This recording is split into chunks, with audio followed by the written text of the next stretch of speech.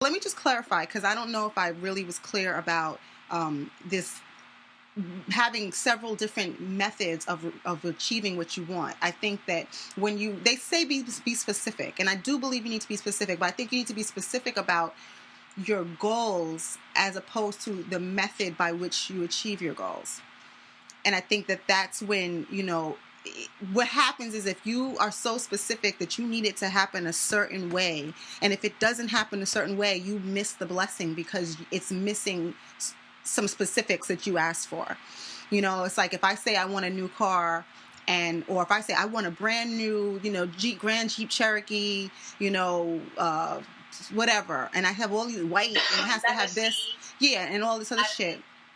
And then I go on an Oprah show and I win a Grand Wrangler, a Jeep Wrangler, and now I'm pissed because I said I wanted a Cherokee, or better yet, I win a Grand Cherokee, but it's black and it doesn't have leather seats, and it's a Laredo, but I wanted a limited. I mean, now I'm missing the blessing because I'm being so kind of selfish in that I need it to look the same way. And I think that this really plays out when you talk about relationships, because people are quick to pray for a mate. And then when you start with this, and I heard Steve Harvey say this, he has to be 6 feet tall. He has to have 6-figure income. He has to have a graduate degree. He has to love his mother. He has to go to church. He has to have good vocabulary. He has to, play basketball on weekends. He's got to like dogs. He's got to be able to cook. Good luck. You know what I'm saying? That's, that's ridiculous. You could want all those things. Yeah, that's and that's what we did in our 20s, because I guess the pool was bigger. We were more optimistic.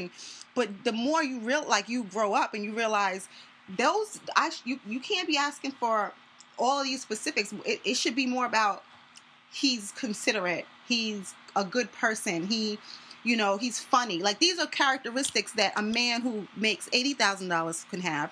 A man who makes $50,000 can have. A man who, maybe only has a bachelor's degree but started his own company. If you start to box yourself in so much, that's when you miss the blessings. And that's when you'll meet a man on Match.com and you'll say, oh, he only got 9 out of 10. Next. Right. But that 10 out of 10 either don't exist, or doesn't exist, or it might exist, but now adds some extra shit. Oh, he got 2 kids. And maybe that's something you don't want, but you might concede because he has all the other characteristics, but those 2 kids might end up being a source of headache for you, or it might make your relationship hard. Again, it's that whole 80-20. You have to really look at what's most important to you in a mate, in a house. Same thing, you're searching for a house. You're never going to find a house perfect unless you build it from scratch. And even then, that's based on your budget. So they always say you can't expect. You can go, if you're looking for the perfect house, you'll be searching for years and years. But a good foundation is good. It's got the bedrooms you need. It's in the right neighborhood. It's in the right neighborhood. Yeah, things like that. Other stuff can be accommodated. The basement's not finished, or, that doesn't have, other things you have to look at and say, I'm not going to get everything I want, but what is the most important things for me? And for some people, it's neighborhood. And now I can make concessions in other areas. So I think it's the same thing when you're writing out your dreams, your goals for whatever it is. And that's what I did with the whole job thing. It's before, it was very specific. It had to be this. It had to be in this industry. I wanted to work in Midtown. I need to be next to a Starbucks and all this other shit. And next to a Starbucks. Yeah, these are the things I was thinking about. This is how detailed and frivolous it was. And then I had to say, you know what? Let's just say in general, I want to be in a centrally located location. That could be downtown Manhattan. It could be Midtown. It could be, now I'm opening up the door for the universe to bless me, as opposed, because when you make shit really specific, it makes it harder for people just if you want to take it to a personal level, it makes it hard for, if somebody says, you know what, Stacey, can you introduce me to somebody? And you're like, okay, what do you want? And they give you this list. Well, I can't find him because I don't know him, but I can find this. Right. And maybe that is who you're destined to be with. Right. But if you say it has to be X, Y, and Z, then you're blocking your blessings, I think. And also, if you're so specific, sometimes you blind yourself in seeing sometimes a good person for who they are. Mm-hmm. So I get it. Yeah. That's very true. I just always heard the specifics, so I was kind of Yeah, I think specifics, but it's just realize, and I think I read somewhere too, it's like when you're looking for, even if you're like, and this is what they also say too, if you're not sure which career you want to go into, like for somebody maybe in college or whatever, or just starting out, or when somebody wants to switch careers, now is the time to say, what do I like to do? And what am I good at? Make a laundry list of those things, what I like to do, what I'm good at. And then after you have that list, now you can identify all the different fields you can do all those things in. So it might be law, it might be this, it might be this, but it's more than one way to, was it crack an egg or something like that? So I think it is just, but I think in this society we live in, we're so used to getting what we want, and we have all these choices that we are so unwilling to sacrifice or anything, because we feel like we are entitled to it and we can have it, and that's a farce. No, that's not what real life is about. No. Okay, all right, I get it. But yeah, I have seen it, and seeing those small little things, and it makes me more control my thoughts and my intentions a lot more based on those little things. Yeah. And it's hard to stay conscious, so I try to remind myself all the time. Yeah. That any little thing that I put into my mind is going to sit there and grow. Especially it's hard to retrain your self-talk in terms of the negative things, or calling yourself name, even though you don't believe it, but if something else happens that you didn't do or you failed at, you're like, I just can't do this, or I'm worthless. I try not to give much to giving myself those kind of negative thoughts when I'm not feeling good about certain things. Yeah.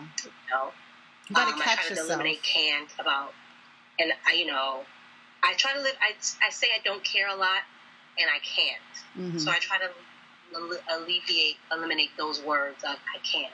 Yeah. I always go, okay, I'll do it. And just do it, because the doing, just once you commit to it, you just do it. And you figure out how on the way. Yeah.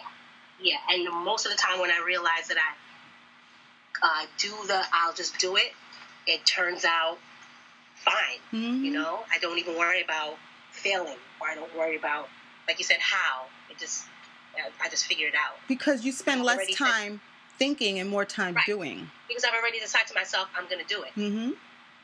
That's true. And you'd be surprised sometimes how almost easy it is. I get into the habit of just, if I just saying that I'll do it and figuring it out. And I always figure it out. And it's just a better way. But it's like you said, it's those little things. Yeah, it's very easy. And that's why I try not to spend too much time not doing something. Like, if I can't sleep at night, I turn the TV on. I need the distraction, because then I start thinking. So I try to, like, even if I'm commuting, I got my earphones in, I'm listening to podcasts, or I'm listening to music. Yeah. I need clutter almost, because otherwise, if I'm left alone with my thoughts, it could be bad.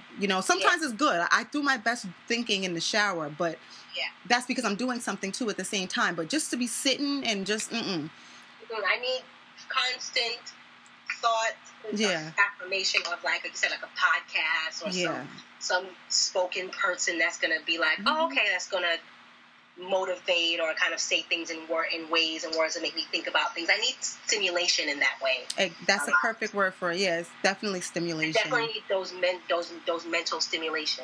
And that's why I love this conversation we have, because these are things like those 2 questions I asked you. Those things I was thinking about all week, and I really couldn't wrap my mind around it. And I'm like, I don't know if I'm going crazy or if this is something that because a lot of times, like we said, we're more alike than we're not. I mean, just human in general. So most of the fears we have, we share fears. We don't always talk about it, but we worry about the same things, and it's just human nature. But my new thing is trying to become comfortable with being uncomfortable. Okay. That's huge, because discomfort scared the shit out of me. I wouldn't do this, even as a kid. I'm not trying out for that, because, oh my God, what if I embarrass myself? I'm not going to call this. I'm not going to talk to this boy, because what if he just, he ignores me? I'm not going to raise my hand, because what if my answer is wrong? I would get so caught up in my head and miss the moment. I don't even know what the hell they're talking about, because I'm already on the past, like, did I do that right? Did I say that right? And and what I realized that the common denominator is being uncomfortable. Right. I don't want to do anything that makes me uncomfortable, but being comfortable, you don't achieve shit. Right. And so now it's like discomfort is not supposed to be comfortable. So it's just a matter of like anything you do. Like you're growing most when you're uncomfortable. Yeah. I'm not, when I work out, it don't feel good to be lifting weights and doing curls, but that's how muscles grow. And, studying for things is not a comfortable thing because I'm trying to retain new information and process it and remember it. But that's how you learn.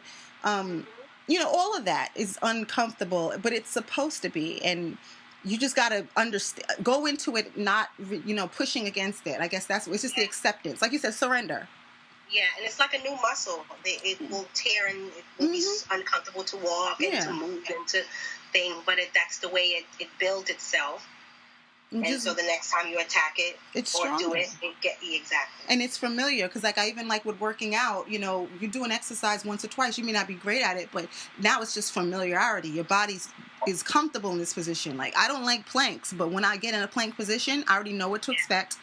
Yeah. And I know what I have to do, and I just do it. And it's that same kind of thing. And, just being, I'm about to do some shit that's not going to feel good. It's like getting waxed. I know that shit hurts. Yeah.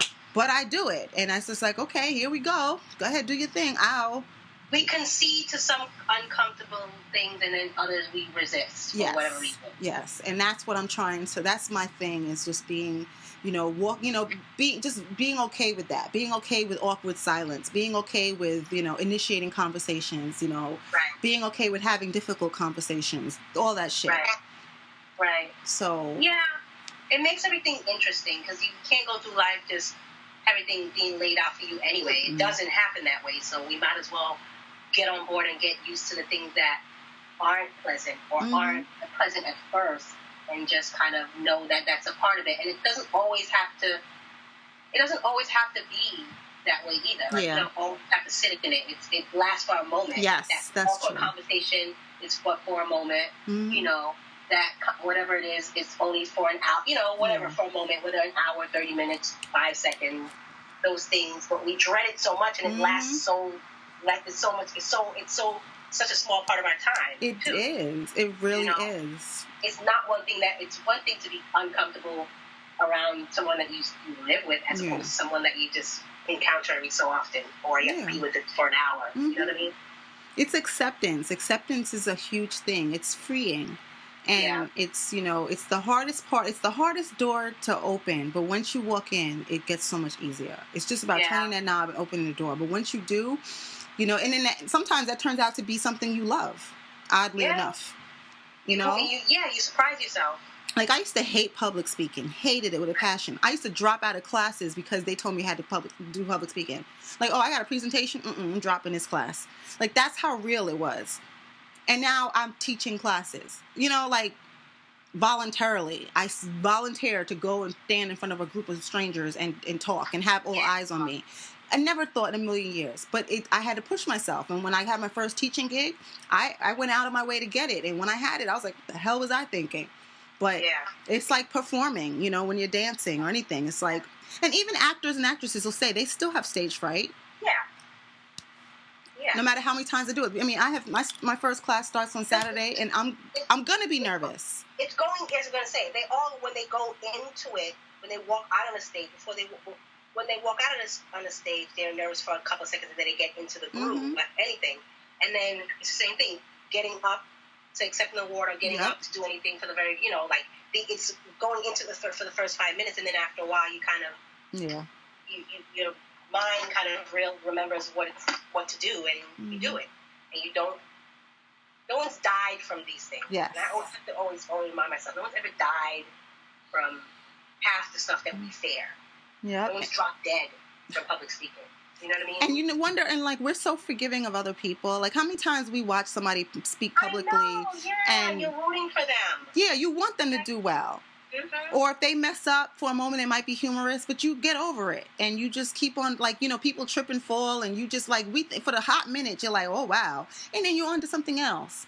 Sometimes we are so embarrassed for them. Yes. You feel that kind of, are you okay? Yeah. Sometimes it's not even your response, what you think would have been like, oh, it's so more caring. Like, oh my God, I can't even imagine that. That must have been horrible in front of everybody, you know? Exactly. Our thought is not automatically like, oh, look at how they messed up, you know? It's more about, you know, oh, I feel you. And, you know, that goes to that commonalities of humans. And I don't even remember half the things that, like you said, embarrassing things that other people did. Yeah. Like you said, we always remember how they made us feel. Yes. I don't remember half the embarrassing thing that some people that I've in my lifetime. Yes. That's true for sure. No, but I do remember the ones that made me feel like shit all this time, or the one that made me feel nice. Yeah, I still remember those and what they said. Exactly. And you know, we can tell that story. Exactly. But the little embarrassing things, I don't even remember to tell a story about an embarrassing thing that I saw somebody did. Yeah. If it's not just done yesterday, I wouldn't remember it. And even if it is, you remember it, it's forgiving. Like, I mean, I was watching a clip the other day, and they did like a montage of all of the celebrities who have slipped and fell on stage while performing.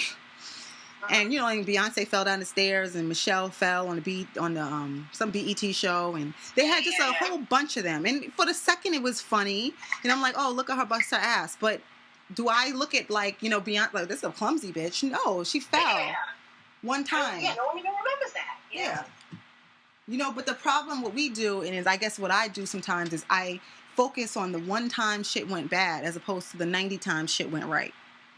Real thing? Yes, I remember him. Connected to the memory? Yes. The things that we experience is connected to the memory gland or whatever he said? Mm-hmm. That's very interesting. That's a very interesting thing to know about the body. It's physiological. Those things are so close together that it's no wonder why we kind of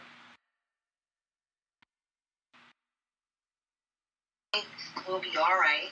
And it's growth. Yeah. Absolutely. So, and not talking to slaves. Yes, no talking to slaves. They're on the do not fly list. Just walk away from them. Yeah, and it's hard though because there's so many of them. Yeah. But anyway, this was another great conversation. Again, we talked about some good things. We discussed some ratchet nonsense. But a lot of thought-provoking topics. So yeah. So glad that you were able to see the show. Are you like getting dressed right now or something? Yeah. So. Yes, I hear it.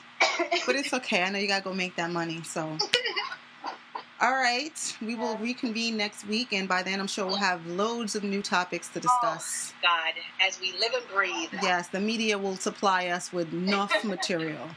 Exactly. And definitely our two shows, Real Housewives, which we didn't discuss this week, and the other one. But it was mild this time. Yeah, they kind of behaved themselves, so. You don't have to get into them too much. Yeah, but those other chickens on other show, they always provide material. Yeah. What would we do without them? I know. It's wonderful, as usual. All right, my love. So we will end here. All right. And I'll talk to you soon. You too. Have fun. Okay. All right. Bye.